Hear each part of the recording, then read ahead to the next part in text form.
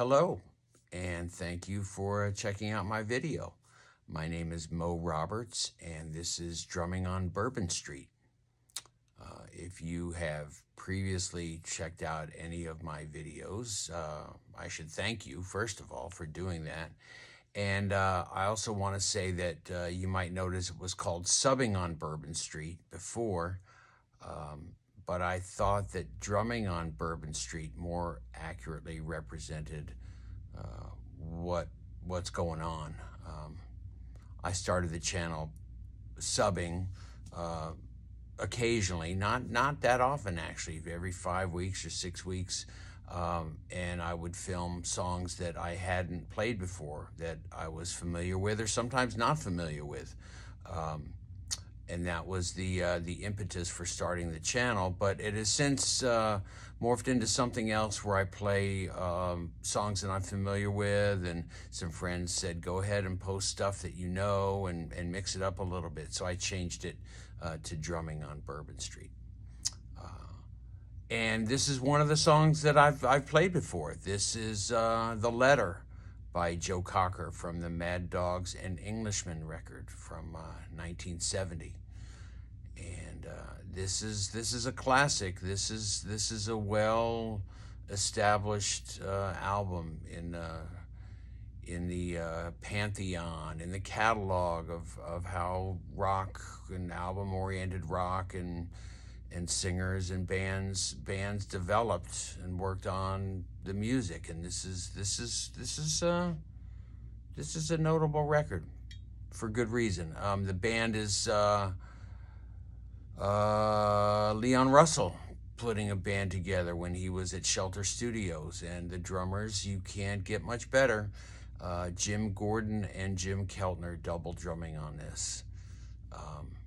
And the whole record is great. There's Joe Cocker does interpretations of a lot of, he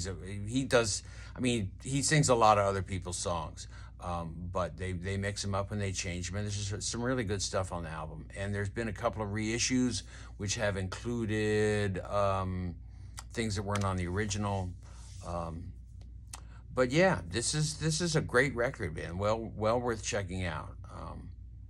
As a matter of fact, I went back to listen to it after we had played it, I think the first time or once or twice, and I was really knocked out at how powerful having two drummers is. I can see why the Allmans did it. I can see why Tedeschi Trucks does it. James Brown, yeah, but I think they played individually. But it's a pretty locomotive groove, man, and it allows, if someone's holding it down, it allows someone else to, interpret and embellish and be creative. It's we do whipping toe post, and I checked out the same thing, and it's pretty cool.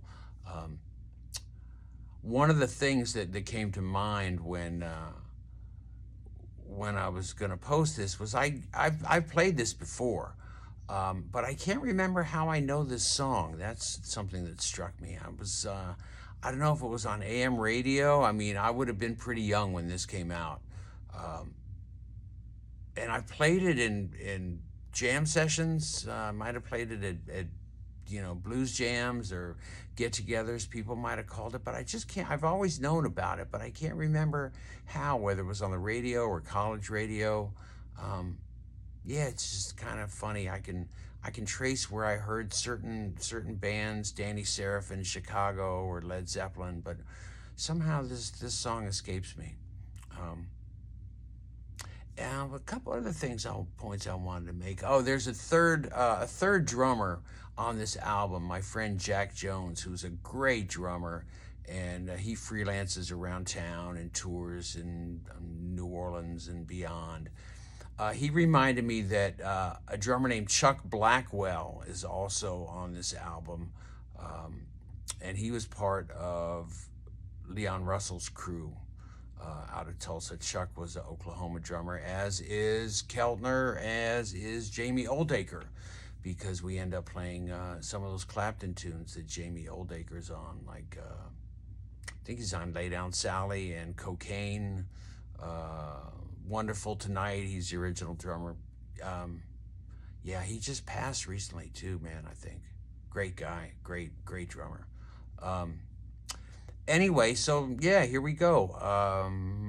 The Letter, Joe Cocker, Mad Dogs and Englishmen.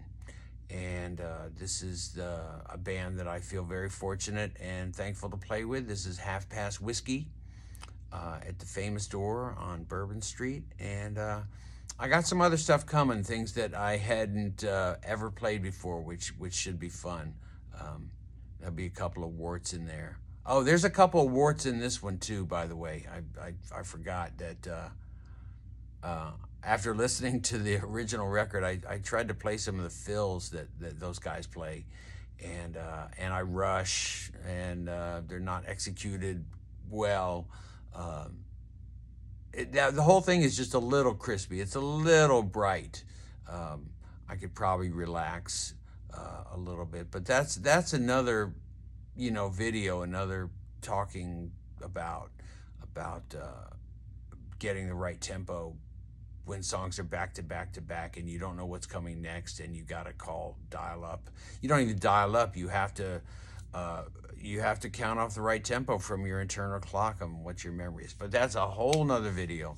And for now, thank you for checking this out. More to come. Appreciate it. Okay, bye.